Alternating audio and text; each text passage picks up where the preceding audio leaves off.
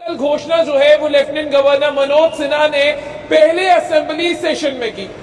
200 unit मुफ्त बिजली की बात करें, अगर जम्मू कश्मीर के लोगों को वाकई में ये मिलती है तो जम्मू कश्मीर के लोगों के लिए इससे राहत भरी कोई बात नहीं है, क्योंकि काफी लंबे सालों से जम्मू कश्मीर के लोग जो हैं वो बिजली के भारी भरकम बिलों से निपट रहे हैं। चाहे मैं जम्मू की बात करूं, चाहे मैं वादी कश्मीर की बात करूं, आपने देखा कि स्मार्ट मीटर लगने के साथ साथ लोगों से ये कहा गया था कि बिजली के बिल कम होंगे, लेकिन जम्मू कश्मीर में आप नजर उठा कर देखिए, जब से ये स्मार्ट मीटर इंस्टॉल किए गए हैं तब से जम्मू कश्मीर के लोगों का बिजली का भारी भरकम बिल आ रहा है, जिसकी वजह से वो परेशान है। आपने देखा कि जिस तरह से 8 तारीख को नतीजे आए थे कठुआ और सांबा की, अगर हम बात करें, कुछ एरियाज में वहां पर पुलिस ने लाठीचार्ज भी किया था और स्मार्ट मीटर को लेकर हंगामा भी हुआ था।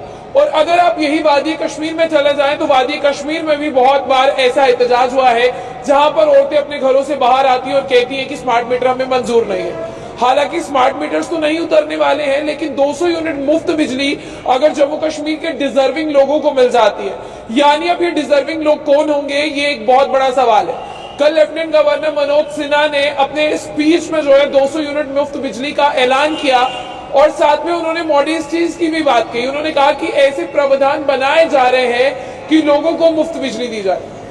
अगर मैं पीपल कॉन्फ्रेंस की बात करूं, शहजाद गनी लोन की मैं बात करूं, उन्होंने वेलकम किया।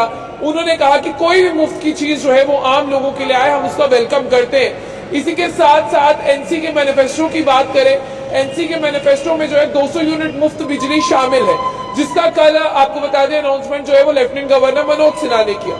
और साथ ही साथ जो तारिक हमीद कारा है प्रदेश कांग्रेस कमेटी से, उन्होंने भी इसका वेलकम किया है।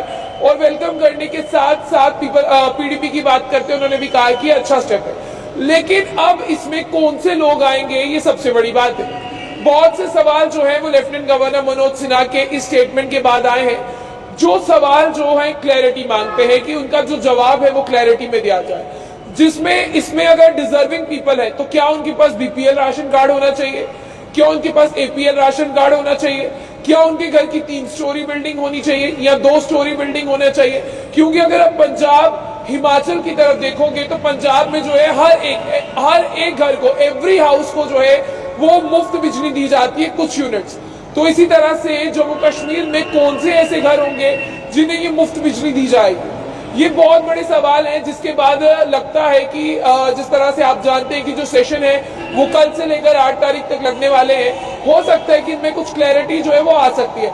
लेकिन फिलहाल अभी आप लोगों को इंतजार करना होगा, क्योंकि यहाँ पर कहा तो है कि 200 यूनिट मुफ्त बिजली जो है वो तमाम उन डिजर्विंग परिवारों को मिलेगी। लेकिन डिजर्विंग परिवारों में कौन से परिवार आते हैं? क्या वो बीपीएल राशन कार्ड वाले आते हैं, क्या वो एपीएल राशन कार्ड वाले आते हैं, क्या जिनके घर पर कोई गवर्नमेंट मुलाजिम नहीं है वो आते हैं, या जिनके घर की कैसी कंडीशन है वो आते हैं। लेकिन अभी आप देखिए कि यहाँ पर जो एनसी के मैनिफेस्टो में शामिल था ऑलरेडी कि 200 यूनिट मुफ्त बिजली जो है वो जम्मू कश्मीर को दी जाएगी।